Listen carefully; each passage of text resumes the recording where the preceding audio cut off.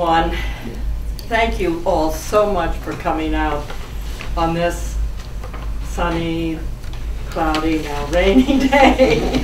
But it is summer, and we really do appreciate it. We have a wonderful featured writer today, John Ives, and he'll tell you more. I'm Diane Hamilton, and I'm your host for tonight. We have Carlos on camera. Thank you, Carlos. And Matt back there, who really helps us get this all together. Rebecca, get this all set up. Thank you very much. And at PTV, we have Heather, Melissa, and Amy. So cell phones off or on vibrate. We're going to get right to it. This is going to be exciting. I can feel the ship already. It's so great. Who has read The Keeper here? Okay, well he has brought some books. Okay. We have to take a break and they have to read it. Speed reading. Okay. Okay, he's the author of American Originals, John Waters, 1992, and The Keeper, 2014. He is an entertainment attorney and film business veteran. He founded Cinecom Films, one of the first successful independent film companies with such films as A Room with a View and Stop Making Sense. And was CEO of Film Dallas Pictures, the company behind Kiss of the Spider Woman and A Trip to Bountiful. John works with independent and documentary filmmakers, many of whose programs have aired on PBS stations. In 2013, John and Justine Ives founded Bohem Publishing in Provincetown, Massachusetts. And hopefully they'll both tell us a little bit about that. So let's get to The Keeper. Yay! Let's get to The Keeper. I'll give a little introduction, John. Oh, okay. I know, sorry. Do you want to, I don't know. Oh, well, I want to say a little bit so people, it's a fresh, new historical fiction, truly at its very best. I loved it, couldn't put it down. Filled with electrifying rescue scenes, true, pitting a handful of men against fierce storms and bitter cold. A story of honor and love, fellowship and betrayal, strength and vulnerability. This is a novel of the lifesavers. Around what, 1899? Yeah. Yes, 1899. It's set in Provincetown on the tip of Cape Cod in 1899. The Keeper is a story of intense action, beautiful descriptions of the sea, and the coming of age of a fascinating young man. So here is John Ives.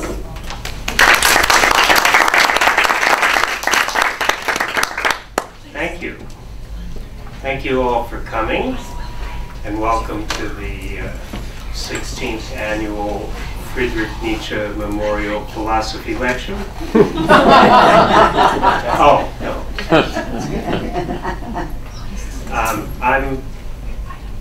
I'm going to talk about various things, as I was asked to do, but I guess I will start with The Keeper.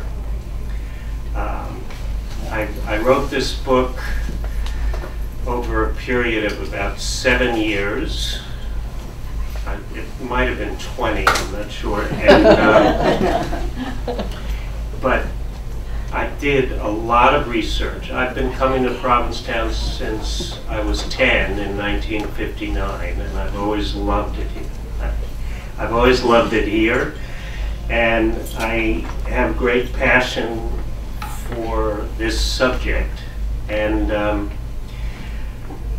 I have been trying to be a writer my whole adult life, and mostly not pulling it off because I get distracted by being an entrepreneur. But my brother sent me a book which they have here called Cape Cod Lifesavers, which is it's it's almost like a booklet, and it came out 20 years ago, and it was a reprint of a 1907 book about the U.S. Life-Saving Service, which most of you probably know this, but the Life-Saving Service was formed in 1873 as part of the Revenue Service, and it ended in 1914 when it was merged with the Coast Guard. So it was the precursor to the Coast Guard, and its purpose was to patrol the beaches here and elsewhere during the winter months, and particularly during storms. It's a crazy way to live. They would live in these houses, of which there's a great example out at Race Point Beach that's been preserved, and you can take a tour of it. And they would live in these houses at the edge of the beach and patrol on foot on the beach. This is long before all these high-tech clothing that protect you from the elements. It's just, you know, canvas pants and wool coats, and they would walk on the beach, and if they saw a ship wrecking, they would organize a rescue.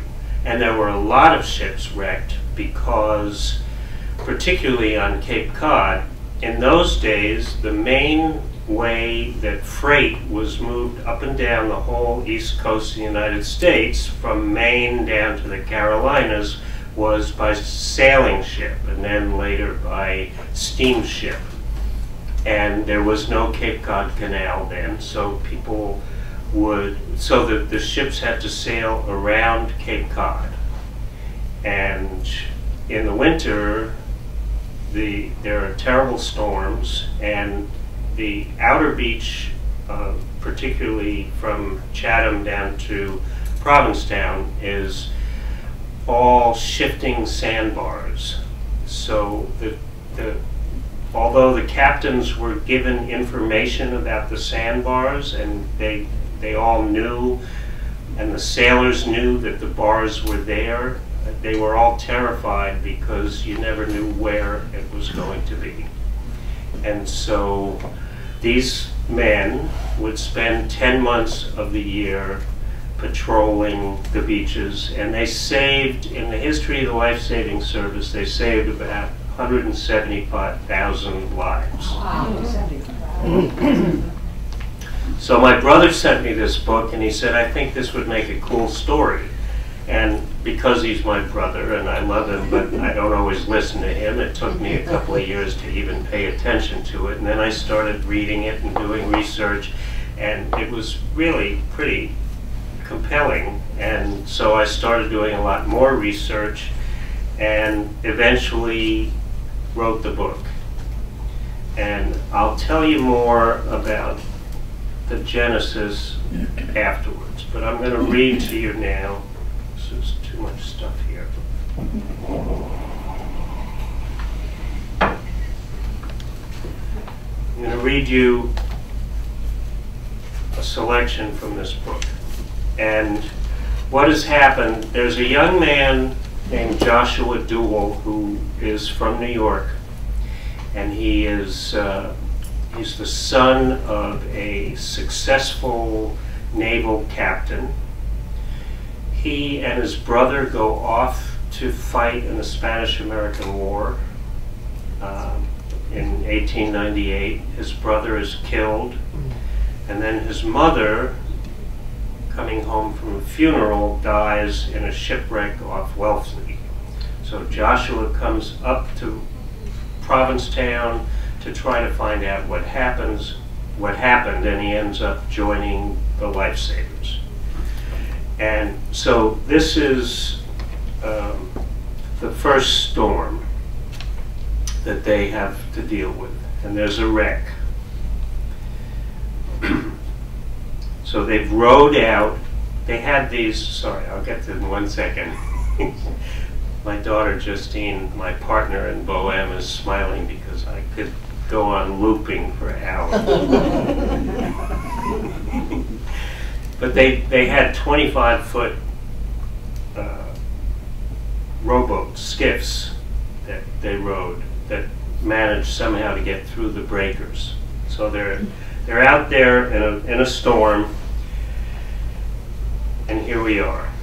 She was 30 yards away. 2 of her 3 masts hung broken near the deck, splintered and tangled in ripped sail and rigging. The center mast remained erect, though it was broken near the crow's nest, her square rigging half furled and dangling. 4 sailors hugged the mast, which dipped and pitched wildly. There seemed to be a woman, shrouded in dark clothes, hanging from the ratlines, calling for help in a tired voice. Another 2 men, a sailor and a civilian, clung to what was left of the ship's railing. When the people on board saw the lifeboat, they reached out their arms, beseeching the lifesavers to rescue them. They represented salvation, yet their task seemed impossible. The lifesavers would have to steer the lifeboat close enough to the ship and the violently tossing waves so the people could be transferred. But there were too many of them to rescue all at once. MacDonald is the keeper in the first part of the book. He's the head of this particular life-saving station. MacDonald straightened his steering oar, pausing momentarily. The men held their oars steady and the boat slowed, rocking in the surf. MacDonald quickly made his decision. "We'll come at her from the port amidships," he called to Pendleton. "Get a line to one of their men." "Aye, sir," Pendleton shouted. MacDonald leaned into the steering oar as the men rowed and the surf boat turned and moved closer. Pendleton took a coiled rope from beneath the bow seat and tied off the end on a cleat on the starboard side. At the other end was a heaving stick with a smaller line attached to the main one. Holding the coil in his left hand and the handle of his heaving stick in his right, he called to one of the sailors holding onto the lower part of the mast, now 30 feet away. "You there, sailor!" Pendleton's voice boomed. "I'll toss you this line, make it fast." The sailor leaned out, holding onto a dangling line with one hand and reaching with his other. Pendleton turned, then rebounded sharply, letting loose the stick. It flew through the wind and spray and clattered onto the ship's deck, but it fell short and slipped off. "Gotta get closer, sir," Pendleton boomed as he retrieved the rope and coiled it again. The men rowed closer.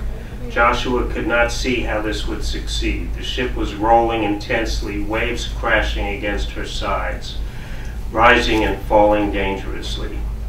The lifeboat tossed wildly too. It seemed sure they would crash into the ship. "Try her again," MacDonald said. Pendleton once more flung the heaving stick. They were not 15 feet from the sailor, who stretched out as far as he could. The stick flew toward him, but just as he went to close his fist around it, the ship shifted as its keel slipped several feet, nearly dislodging the sailor. The rope fell into the sea. "Damn!" Pendleton cursed. Once more he gathered the rope and flung the stick out into the spray. This time the sailor caught the end and secured the line to the mast. The lifesavers cheered. Pendleton pulled the boat closer and MacDonald called to the sailor. "Any more of your people below?" "Should be a woman down there with her baby," he said. "Hard to know if she's alive, sir. Some men are missing." "Captain?" MacDonald asked. The sailor shook his head. "A wave caught him. He went over 20 minutes ago." MacDonald looked at Jurgen. "Take Joshua and go get the woman below." "Aye, sir," Jurgen turned to Joshua. "Let's go." Joshua began to move in the tossing boat, but fear struck, spreading like a sudden fever. He thought he might be sick again. An image popped into his mind, both memory and dream, of the palm grove in Cuba. Adam firing, that's his brother. Bullets flying, noise, just a split second, and the pounding surf brought him back. There could be no debate, no hesitation. He found his feet and moved shakily towards the gunwale, stepping over one of the men, clumsy but no longer wavering. MacDonald called out to the woman on the ratline. "You all right, miss?" She hesitated, frozen in fear, but finally called back. "I think so, sir. Can you get us off?" "We shall do our best, miss. Try to climb down and move toward us. Keep a hold of anything you can." Jurgen and Joshua struggled to keep their balance in the pitching boat. As Pendleton tugged on the line to bring them almost touching the vessel, Jurgen climbed onto the starboard gunwale and jumped for a piece of rigging hanging off the ship's railing. Joshua doubted he would be capable of such a feat, but Jurgen caught the rigging line and pulled himself up onto the deck. He turned and reached his arm out to Joshua. There was no choice. Joshua stepped onto the gunwale and leaped. He caught the same rigging in Jurgen's hand and clambered onto the deck. "Help that woman down from the ratline," MacDonald commanded. They made their way across the deck, stumbling at every step as the ship swung side to side and geysers of foam broke over them. The woman had come most of the way down and her feet were on the railing. A large wave hit the ship's starboard side and the keel slipped in the sand, tilting more sharply to port toward the lifeboat. The woman slipped off the rail, screaming as her legs went in the sea. Joshua grabbed her about the waist, pulling her toward him as he grasped the railing. "Sorry, ma'am," he said. The woman was in too much of a panic to speak, but made a feeble effort to smile. Jurgen took her hands, and together they guided her to the edge of the rail. The lifeboat tossed below. I can't do this," she whispered, her voice weak with fear. "Yes, you can, ma'am," Jurgen assured her. "You must, or you'll die here for sure." The woman nodded, and Jurgen and Joshua helped her over the side. Pendleton held the boat as tight as he could to the ship, while Punchy and Buddy took hold of her legs and eased her toward them. She did not have much strength, and the boat kept moving, but somehow they managed to get her over. She slumped onto one of the seats. "You'll be all right, miss," MacDonald said, and turned to Jurgen. "Now the other one." "Aye, sir," Jurgen answered. As Joshua and Jurgen lurched across the deck to the hatch leading below, the four sailors descended from the mast and made their way toward the port rail. At the same time, the sailor and the civilian clinging to the deteriorating railing worked their way up the slanting deck. The sailors from the mast reached the rail and began to climb over. "Not yet, lads," MacDonald warned them firmly. "We'll get all of you, but you'll wait for the other woman." The panicked sailors didn't listen. Two of them continued to clamber over the side. "Stop, I said," MacDonald roared. He took a revolver from inside his coat. The sailors looked at him as if he was the devil himself, but they stopped. With great effort, Jurgen and Joshua slid back the hatch and descended the steps to the cabin below. It was pitch black and eerie. Doors slammed open and shut. Dishes and pots and bits of glass slid back and forth along the floor. The wood frame of the ship creaked and cracked around them. There was the smell of spilled food mixed with a more pungent odor. Joshua tripped over a form on the floor.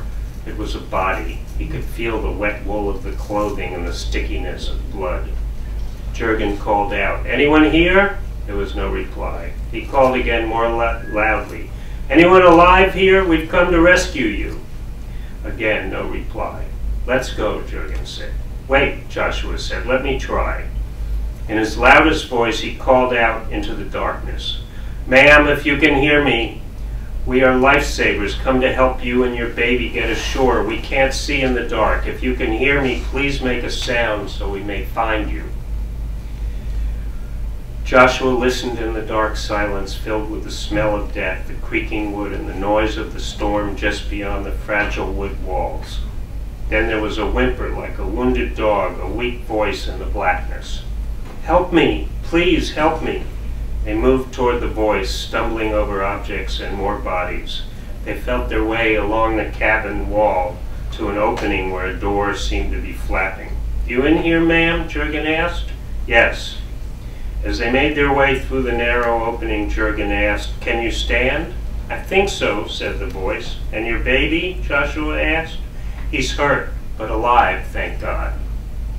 "We'll help you," Joshua said. They moved through the dark to the voice and found the woman holding an infant clutched to her breast. "Take my hand," Jurgen said. The woman put her hand in Jurgen's. Joshua reached around her back, and together they guided her through the little door and across the cabin. They managed to find the steps and make their way up to the deck. They were struck full force by the fury of the storm and the comparative brightness of the night. They could see the woman now, perhaps 30, dressed in black wool, a soaked and tattered cloak over her, partly wrapped around a baby whose tiny head bore a bleeding wound. Joshua reached for the child. "Let me take him." The woman resisted. "No," she said, as firmly as she could muster. "I'll get him into the boat," Joshua said. She looked at him. He had the strange sensation, one he would come to recognize, that he was her only hope. She yielded the baby to him. He held the little body close against his chest while Jurgen took the woman by the arm and helped her to the railing. They looked over. The boat still rose and fell in crazy leaps. The 5 sailors clung to the rail, along with a civilian, a man in his 40s who appeared sturdy but terrified. They all glared at MacDonald, who kept them at bay with his gun. "Look here," pleaded the civilian, "you can't keep us on the ship." "Sir," MacDonald replied, "it is not my intention to do so. The boat will only take 4 extra people, or it will swamp in these seas." When they saw the woman and Joshua holding the baby, compassion overcame fear, and they made room for them to pass. The woman was terrified, but Jurgen helped her to climb over the rail and down the ship's side. Punchy and Peter Abbott grabbed her arms as she stepped toward the boat, and despite the wild tossing, she landed on her feet. She glanced at the other woman, who sat staring ahead in shock. Joshua climbed over the rail, clutching the baby against him and taking hold of a rope with the other hand. He leaned out toward Pendleton, who reached up. "Okay, son, hand me the baby." Joshua hesitated, but stretched as far as he could and guided the child into Pendleton's strong hands. Pendleton had handed it to his mother, who broke into sobs. Suddenly, a piece of the mainsail caught a gust of wind, and a timber from the crossarms broke free and fell from the mainmast. It struck Joshua on the shoulder and knocked him over. Stumbling and confused, he fell and his head hit the railing. The other lifesavers were on their feet, shouting. "Get him out of there," MacDonald commanded. Joshua lay on the tossing deck, aware of the activity around him, but floating in a half-daze of noise and shouts. Through blurred vision, he saw Pendleton, Billy, and Buddy leap for the ship's rail and land near him. As they did so, 2 of the sailors took advantage of the confusion and made a dive for the lifeboat, landing with a crash on its floor and causing it to rock alarmingly. MacDonald glowered at them. Motioning with his gun, he said, "You stay seated right there and don't fucking move, or I'll blow you away and throw you in the sea, I swear it." The men sat rigidly in the bottom of the boat. Joshua saw Pendleton hovering over him and felt himself lifted up. Pendleton draped him over his shoulder as Billy and Buddy helped to lower him, and Peter Abbott and Punchy reached out to guide him into the boat. "He'll be all right," he heard Billy say. The boat was crowded now, sitting low in the water, and they were short 1 rower. MacDonald looked up at the 4 men on the deck. Joshua, only half conscious, saw the strain in the keeper's face. His first responsibility was to protect the lives of the people in the boat, those they had rescued, and his own men. If he took these others, there was a strong chance they would all die. "Let us free," he commanded Pendleton, who took a knife from his pocket and cut the line holding the lifeboat to the ship. The waves carried them off rapidly. "We shall come back for you," MacDonald called to the 4 men. "You have my word."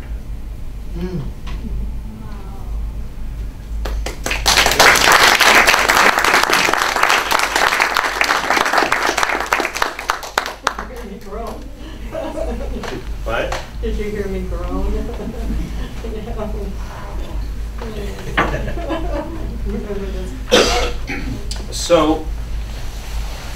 So I wrote this book, and I sent it out to agents. Anybody heard of them? They're not, most of them are not really quite human, but Anyway, I sent it out to agents. It took a long time, but then I finally got a response from an agent who was the one that I hoped most to get, who had many years earlier discovered Cold Mountain. And I figured, and Cold Mountain was like this. It was an adventure story, historical fiction, and an unknown writer, and she made it work. So I figured this would be a good shot. And after months and months and months, out of the blue, she called me up and said, I love the book, I want to represent you. So I signed up with her. She asked me to do a little bit of rewriting. She had an assistant who was a young woman who was studying for her MFA, who had done some notes, so fine. I made the changes. She sent it out to 16 publishers at once, all top publishers. Nobody went for it. So they decided that I could rewrite it, and they gave me more notes, and I spent a long time rewriting it. And they sent it out again, and it didn't go. Now, this book, it was not my ambition when I started to write.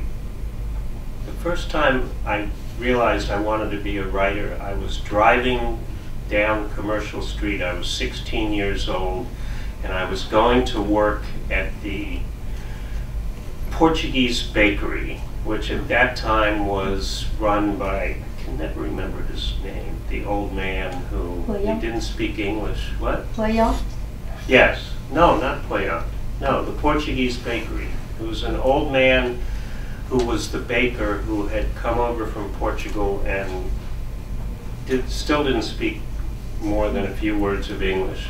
But he hired me to be his baker's assistant. So I was on my way at midnight in July to go to work, and this poem popped into my head. I mean, I had written things before, but this was a real obsession. I had to like pull the car over and write it all down. So anyway, it was not my ambition particularly to write stories about Provincetown, although I love Provincetown, but this book happened.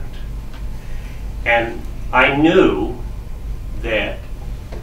years before it came out that if it came out, that people here at least would like it, because it's about Provincetown and there aren't many books. And so if it were at all well written, it would have a decent chance of people wanting to read it. So Justine had done some illustrations for the book about a year earlier. Justine is an artist. She also worked in the publishing industry in New York for several years and learned how to do book design, and she has a master's from Savannah College of Art and Design, and is very talented in my opinion. And she did a series of illustrations for the book. And I didn't know, I was still looking for a publisher, so I didn't know what was going to happen with the illustrations or with the book. So it was late winter in 2014, was it? Or 2013? 2013, I think. And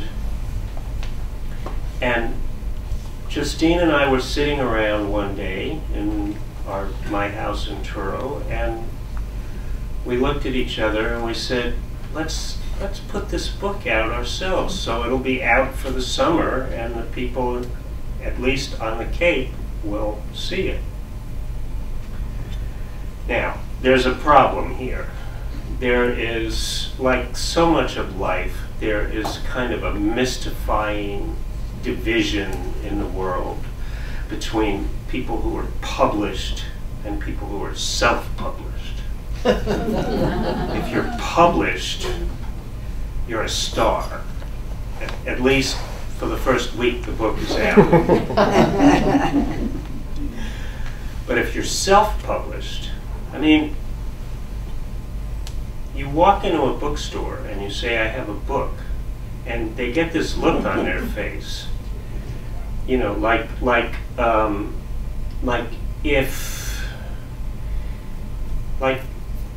groupie trying to get Madonna to take them out drinking, you know. It's like,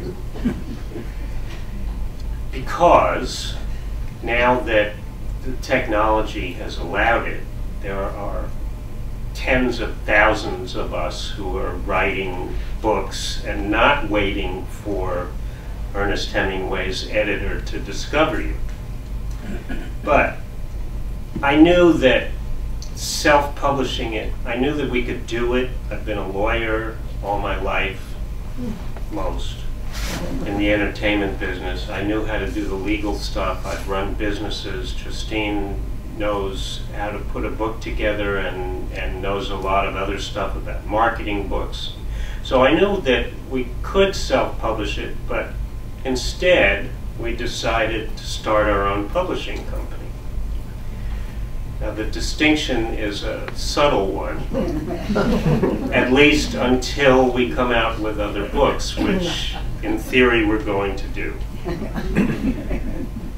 So we decided to call the publishing company Bohème, because I'm an ex-hippie, well, not ex actually, and Justine, although from a different generation, is probably a hippie too, and we I don't know, there's something about the whole bohemian thing that is very appealing, and it seems to fit with Provincetown, and so that's what we called it, Bohème Publishing. And okay, so we put the book out, and it has gone to all of the libraries and all of the bookstores on the Cape, and they are still reordering it 2 years later.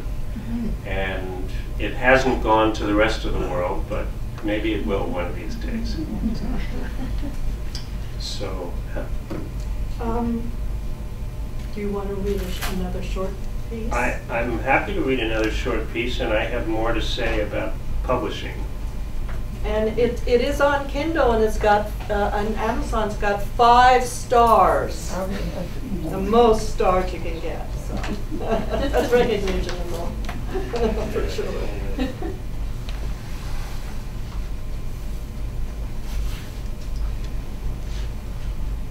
Okay.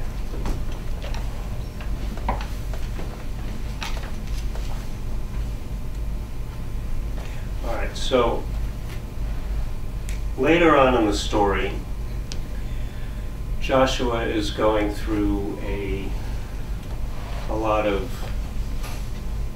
trouble. He's wrestling with a lot of things about what he's going to be in his life, and he has a relationship which I feel great affection for in the book, with a woman doctor.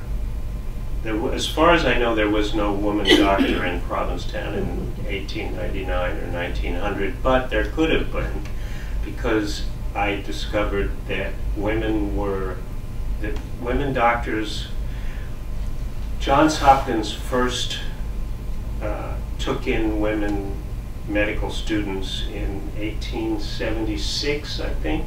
That was when it began.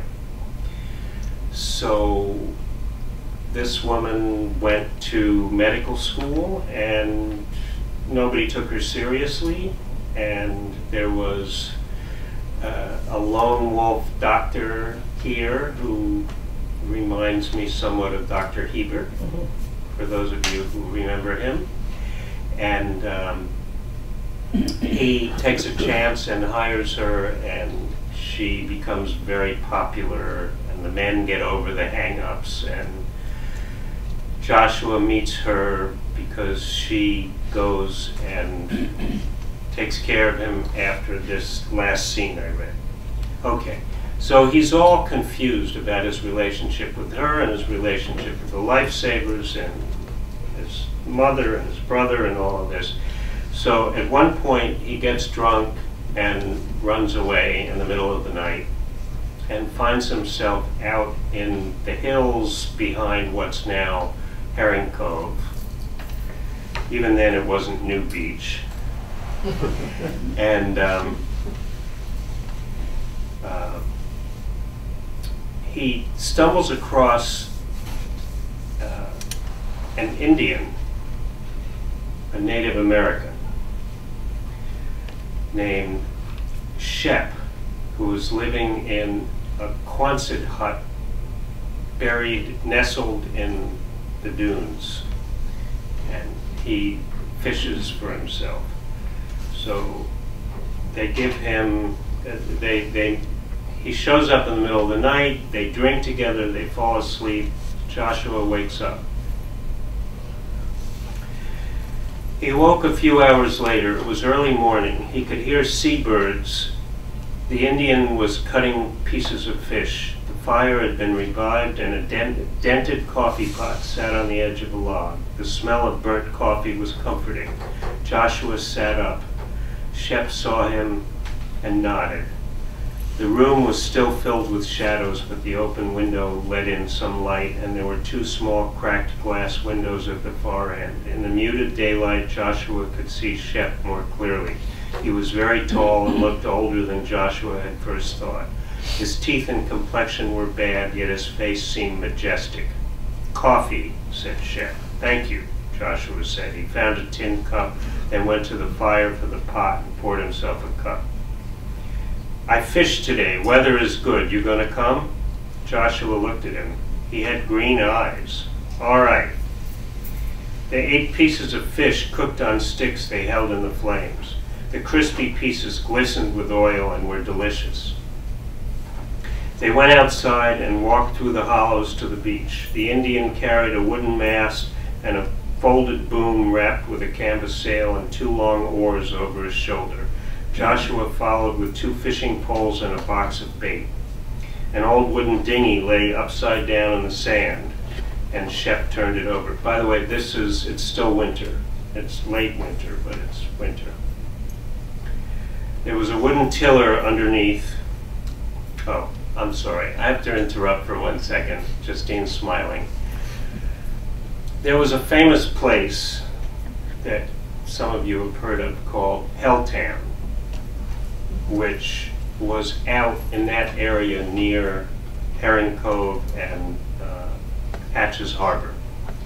And some people think that it was like a pirate place and there were prostitutes and all kinds of stuff, but the main reason for its existence was that in the dead of winter, it was very difficult for the fishermen to get their boats out of Provincetown Harbor to go out on long fishing trips like they did the rest of the year. And so, because most of them were poor and depended on fishing for a living, they went out into this kind of encampment of shacks and tents along the beach on the ocean side and fished with dories, which is another crazy thing to do, but anyway, they did that. And this is some years after that ended, but Shep lives out there still. Okay.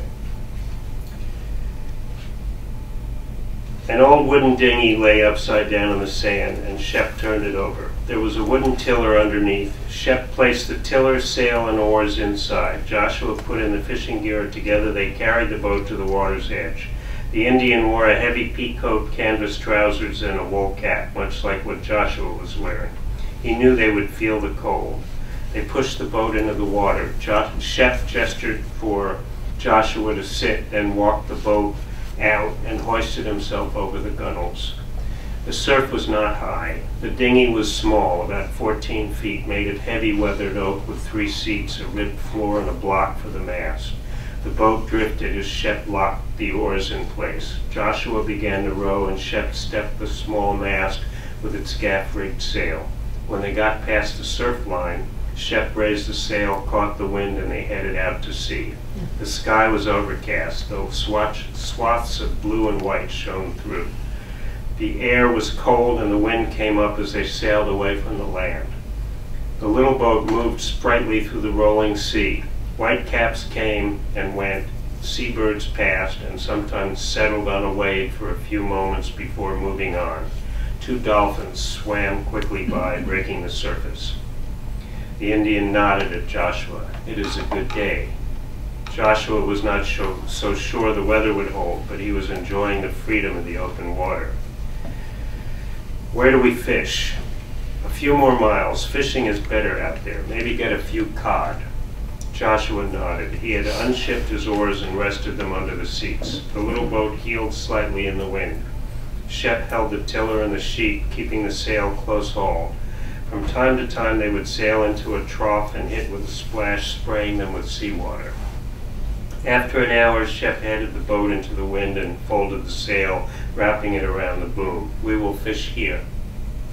He sat and picked up one of the poles, which had a heavy reel and a large hook at the end of the line. He took a herring from the tangle of seaweed in the bottom of the bait box and ran the hook through its mouth and gill. He tossed the bait fish over the side and let out the line. Joshua took the other pole and copied the Indian's steps as best he could. The men fished off opposite sides of the boat, which drifted along, riding the long waves. For 30 minutes the men fished in silence. Then Shep got a strike. It seemed like a good-sized fish from the way it pulled the pole, although the Indian had no trouble reeling it in.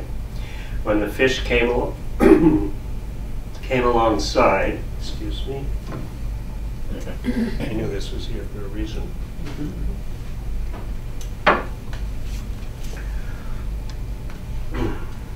When the fish came alongside, Shep hauled it into the boat and held it up. It was spotted with a strange hair-like extension below its chin. 5 fins, 3 on top, 2 on bottom, about 30 inches long and hefty in girth. "Yep, it's a cod," Shep said. "Good cod fishing here." He carefully removed the hook from the fish's mouth and then tossed it in the bottom of the boat. He reached for another herring and cast his line out again. Shep caught 3 more cod, none quite as large as the first. And Joshua, disappointed, caught nothing. After a while he changed his bait and tried again. The sky was getting darker and the air colder. The waves grew in size, forming great rolling hills. Then a fish struck on Joshua's line. It was powerful, and Joshua fought to pull it in, tugging and reeling until they could see it running with the line 20 yards off. The fish dived and the line strained against the reel. "Loosen the drag," Shep warned. Joshua did, and the reel clicked as the fish ran. Joshua was feeling colder and more vexed, and finally stood and reeled in as fast as he could. "Good, good," Shep said. The fish came to the side of the boat, and Joshua reeled him up. Shep reached for the line just above the hook and lifted the fish inside, thrashing and struggling. It was even larger than the first. Shep grasped it securely in his strong right hand, and with his left, jiggered the hook from his mouth, tearing it. He tossed it next to the other fish, rinsed his hands in the sea, then put his own line back in the water. The wind was quite strong now. The boat tossed about. Heavy clouds filled the sky. "The weather doesn't look good," Joshua said. "Maybe we should go back." Shep looked at the sky and sniffed the wind. Joshua thought he looked slightly crazy. "Soon," he answered.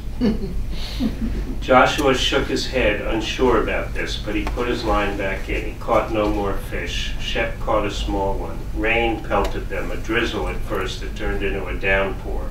The temperature dropped. The rain became sleet, icy needles that blew into their faces. The boat tossed. Finally, Shep gave up. They pulled in their lines and stowed the rods and reels. Shep raised the gaff sail and took the tiller. He seemed to know instinctively which direction to go toward home. At least Joshua hoped so. Within 20 minutes, they were riding a winter storm. The waves grew larger until they could not see from the trough they were in to the next wave's crest. The small craft was little more than a scrap tossing in the maelstrom. Powerful wind gusts made the boat heel over so the sail nearly touched the water. Yet the Indian, his jaws set and eyes hard under frosted eyelashes, held on to the tiller and kept the bow pointed up, and they moved forward. Ice formed on the lines, and Shep's hands were crusted with frost. All Joshua could do was hold on. It occurred to him this was how his mother had died, and so many others, and perhaps it was as good a way as any to go, but he was not ready. If he could have rowed them out of there, he would have, but he could accomplish nothing with oars in this sea. Then he heard the Indian chanting. It was a deep, mournful song, the notes barely changing from one to the next. He sang in a monotone, but with great determination and passion, punctuating his song with grunts and screeches. The sounds filtered through the whistling wind and thundering waves, as if they were in a tunnel and the man were singing his way out of it. Perhaps he's praying, Joshua thought. They rowed up the face of a long wave and found themselves in a space where the troughs and crests were less extreme. The boat was encrusted with ice. Then a strong gust nearly blew the boat over. The sail dipped into the sea but came back up. The wind shifted and another gust hit them. This time the boat jibed and flung the boom at the Indian's head. He ducked, the boat heeled, and he went overboard. Joshua leaped to the stern and grabbed the tiller. Shep was still close by, his arms flailing as he tried to swim toward the moving boat. Joshua pushed the tiller as hard as he could to bring the boat into the wind. Thinking quickly, he grabbed the sheet from the sail and tied a hitch around a cleat, then wrapped it around the tiller. He tied a bowline and put his wrist through it, then jumped over the side. If he could reach Shep before he and the boat drifted too far apart, he could get him back aboard, but already he was slipping away. Joshua reached out his arm. "Take my hand, quick, I can't hold like this." He couldn't tell if Shep could hear him. For a moment, suspended in time in the history of men lost at sea, the two of them tried desperately to reach one another. The boat loomed over them, bobbing dangerously. Joshua felt Shep's hand grip his, and he pulled the Indian toward him until their bodies were touching. Joshua could see the fear in the man's eyes and wondered how his own looked. They reached the side of the boat. The Indian grasped at the gunwales with his frozen hands. With Joshua giving support from below, Shep lifted himself upward until his long upper body flopped over the side, then dragged his legs behind him and collapsed on the floor. Joshua climbed in, removed the rope from his wrist, and untied it from the tiller. The sail was flailing and tearing at the edges, the tiller flipping back and forth. Joshua grabbed hold of it and pulled in on the sheet until they were moving forward again. Shep sat up. He looked surprised to still be alive. They nodded to one another. Then the Indian moved toward the stern and motioned to Joshua to let him take his place at the helm. Joshua moved out of his way and they sailed on. Their clothes were caked with ice. Joshua was so cold he felt he had moved into a new realm of consciousness. The Indian's eyes bulged from his head, but again he set his jaw and piloted the little craft through the wild waves and howling wind.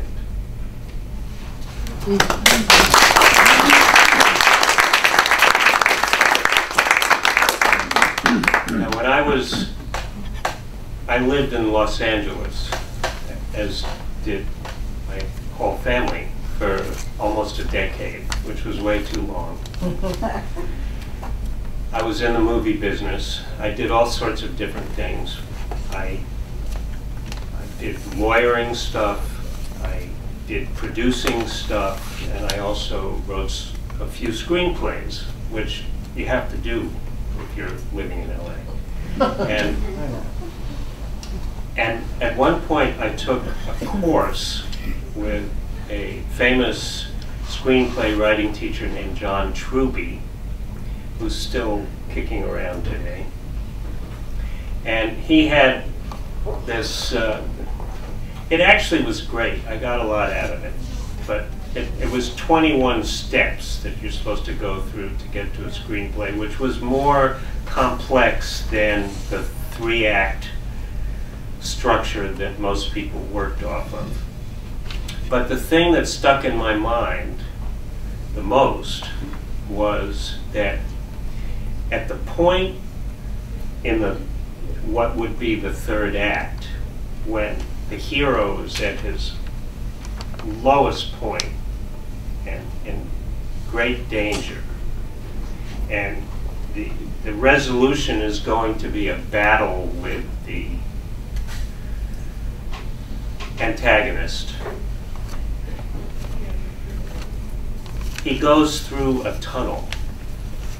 This was what Truby taught.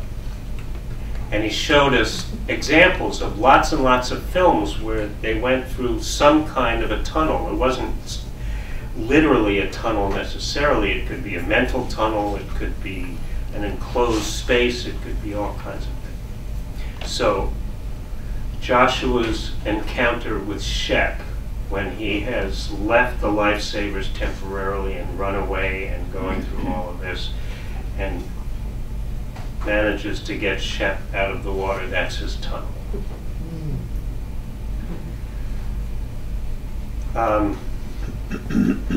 In 1992, as you mentioned, I was still living in LA. I still wanted to be a writer, although that wasn't what I was doing with my life. And this friend of mine had a publishing, it wasn't a publishing company, it was what's called a packaging company, where they would put together a concept and sell it to a publisher and then deliver it. They would write it and format it and deliver it in a disc. And this friend of mine was putting together a series called American Originals. And they were doing all these different kind of on-the-edge artists. And I knew John Waters because the way I started in the movie business was I had a movie theater in Provincetown where the Whalers Wharf, what's it? Water's Edge. Sorry. Water's Edge. Water's Edge, sorry. Yeah. Where Water's Edge is. Long before Whalers Wharf burned down and was rebuilt. And that building, for those of you who don't know this, was originally a movie theater built in the 20s, and it was the only theater in town. And in the mid-60s, it was bought by a man. Are we running out of time? Yeah, well, A couple if you more can minutes. wind it I'm up. winding And it also a down. question and answer, Yeah. and then we'll move on. Okay. So there was this guy bought the building in the mid-60s and turned it into an arts and crafts mall, and the upstairs, which had been the balcony of the theater, was actually a coffee house in the late 60s, and a lot of famous folk singers played there. And then in 73, a friend of mine and I took it over and made it into a fully working movie theater, a small art repertory theater, and we played a lot of films, old Hollywood and foreign films and so on. It was very popular at the time. And John Waters was just early in his career, and we played all his films, and one summer we played Pink Flamingos every Friday and Saturday night at midnight. And so I knew John Waters, and I said to my friend, I could interview John Waters. And he said, that would be great. So I called John, and I presented the idea. He was well known, and people loved his work, which was much more intense. This was just before Crybaby, or just after Crybaby, so Hairspray had already come out, but he was still very edgy. He wasn't a worldwide celebrity. You know, he's amazing. He you know, he makes a living just showing up and talking about his life. He's had a successful life. So anyway, I did this book, and this is what it looked like. And it came out. It's got interviews with, it has an interview, a long interview with John, and then it has interviews with various people that worked with John, including Patty Hearst and a woman who had been a director for a few of his films, and Pat Moran, who has worked with him on production on all of his films. Anyway, and there's some pictures in it and stuff, but it's not a, you know, it's nice. I liked it at the time, but it's kind of roughly put together, and it did okay. It did for a little while. It was in the windows of a bunch of big bookstores in New York and LA and so on.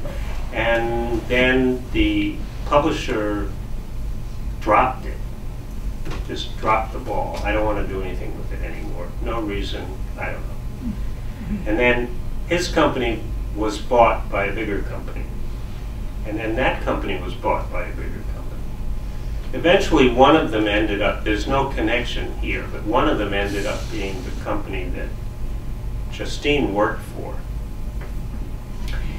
So people said, what's happening with the book? Years later, and so I got the rights back. And Justine and I are working on, I did another interview with John, and Justine is doing all the design and the pictures, and we're planning on putting it out, in theory, this summer, or maybe in the fall. So that's our next book, which will make Bohem Publishing legitimate. Would you like to come up for a minute? Justine, do you want to talk about working with your dad around the illustrations that are really simple but very powerful? That's the way I would describe them. And a lot of, you want to talk about it a little bit? We don't have too much time. And does anyone have any questions to ask? Either Justine or John. You did your book with a printer, right? You Yes. didn't do the print on demand, did you? No, no. That was very important to both of us. I know it's great technology and it allows people to get published more readily, but in my humble opinion, this book is beautiful. And you could not do this on demand, I don't think. With the illustrations and the color cover with the French flap, and it has a 1909 map of Cape Cod that we got from the Boston Public Library. So we wanted to do it. And even Justine did an amazing job, with some help from Matt, by the way. He's standing behind you back there, on making the Kindle version really look like this. So why don't you talk a little bit? Tell your life story. How did you research? How did you research to make the illustrations? Well, I knew that we wanted to have a certain feel. It's a period piece, and so I just I borrowed his books and looked at all the different illustrations and stuff, and then just started doing my own versions. And then, because it's not comic books, they're not saying trying to illustrate exactly the scenes that are going on. It's kind of just trying to create the vibe of the book more so. And so I just, and I started to overthink it, and then finally decided one day I just started doing these big color washes with watercolor and playing with those, and I did them on pretty big pieces of paper. And then started doing the ink drawings of the characters and ships on top of those, and that's Should where I it get went. them and hold them up? Sure. I don't know whether you can see them, but these are the, There's some of them that are in the book. So in the book, of course, because it's just us two, we couldn't afford to do color printing, but I think it turned out all right in the black and white. And that was the thing for print on demand. There's a lot of limitations, like you can't have French flaps. I mean, I've seen some pretty nice books on print on demand, but when you really want to personalize, you can't have stuff printed on the inside. And I don't know, it depends what kind of, because we still, we do, believe in the classic novel, so to speak. So being able to print it out the way we did like that worked out well for us. So we also wanted to stick local, so we used people who, really nice printers, Fall River. Yeah. Right. And so they're close by, so we just go over there to pick up the next batch of books when they're ready, and so that's worked out nicely. any other questions or comments? Yes, Illustration John. ethic for a second. Oh, well, another main important thing as we decided to create Bohem Publishing was, I guess both of us obviously, I support books having illustrations in them. And back in the old days, whenever that was, books were often always had illustrations in them. And over the past several decades, most novels you ever see don't have any illustrations in them. I think it really adds, the old pieces of writing and old books that, you see they're all embellished with borders and different things, illuminations, and I just always love that. And so one of our guidelines that we've made on ourselves is that all of our books that we'll publish will have an illustrated / art component to it, and we'd like to have all the covers be illustrated too. So that's a challenging goal, but definitely we want to make that happen. So the new John Waters book is going to be illustrated. The cover will be illustrated. We'll also include photographs of the times, but definitely going to have, in the same way that The Keeper has a fully packaged feel, will be that, so it'll turn into more of a coffee table style book. Fred, you have a question? We've all heard of the moon cusses, those people that used to lure the ships up and The moon cussers. moon cusses, Yes. yeah, up on the banks and then raid them and take everything off. Was there ever a clash between them and the lifesavers in the course of these operations? There is an element of that in the book, which you'll have to read it to discover. So, is the book for sale tonight, and how much? Yes, the Yes. book is for sale tonight, and it's supposed to be $18.95, but I didn't bring any change with me, so I'll take checks or Do we have? whatever. Oh, well, we're gonna. Well, But I do have copies of the book if you'd like to buy one, and I'll be happy to sign it. Do we have any more questions? How much would it have run had you gone the color route? How much, sorry? Color If printing route. we've gone with color For the printing, how illustrations. much more? You mean the interior to do the illustrations in color? I don't remember. A But lot. it was a lot more. It was Yeah. at least double. It was around double the amount to have color interior, What would that be? which is the challenge for this one. The next book is what we're trying to do. The Waters book will be in full color and bigger. It'll be, we don't know the size yet, but it'll be bigger. But the thing is that because this book is a novel, it seemed like to have a color cover and a color, what's this called? Inside flap. No, there's another word for it. Anyway, I don't Exterior remember. cover. No, the inside. Yeah, I'm sure. Anyway, and then there are all these illustrations in black and white, but it seemed like it was, yeah, like this. Oh, very effective. And there's also illustrations of the mechanical stuff that they're doing. Like this is a breeches boy. This is an old print that we produced. That was very helpful to have the equipment illustrated. Have it there so you get an image of it. And it was very helpful. Oh, good, because that's, there were, even when I was first learning about it, it seemed to have an actual, you could describe it all you want, you can interpret it, in your own imagination, but ultimately, when I saw a diagram, okay, I see it. So we wanted to provide that for the reader. But, Okay. One more quick thing. Okay.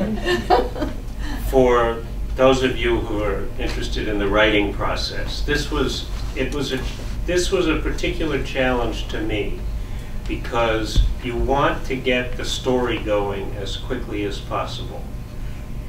But because it's a very complicated process, what they do to rescue the ships, there's all kinds of equipment and they have to learn. So I felt very strongly, even though a lot of people gave me a hard time about it, that I had to have a training session. So there's a whole chapter where he's just joined the Lifesavers and he's learning all of the equipment and the procedures and so on. And people were very skeptical about it. And then, in theory, obviously this is nonsense, but in theory, action books are for men and plot-driven and romantic stories are for women. So I had a few women friends read the early draft of the book, and all of them said, "Oh, I love the part where you're talking about the equipment." So that nailed it. Okay. And let's give a big hand.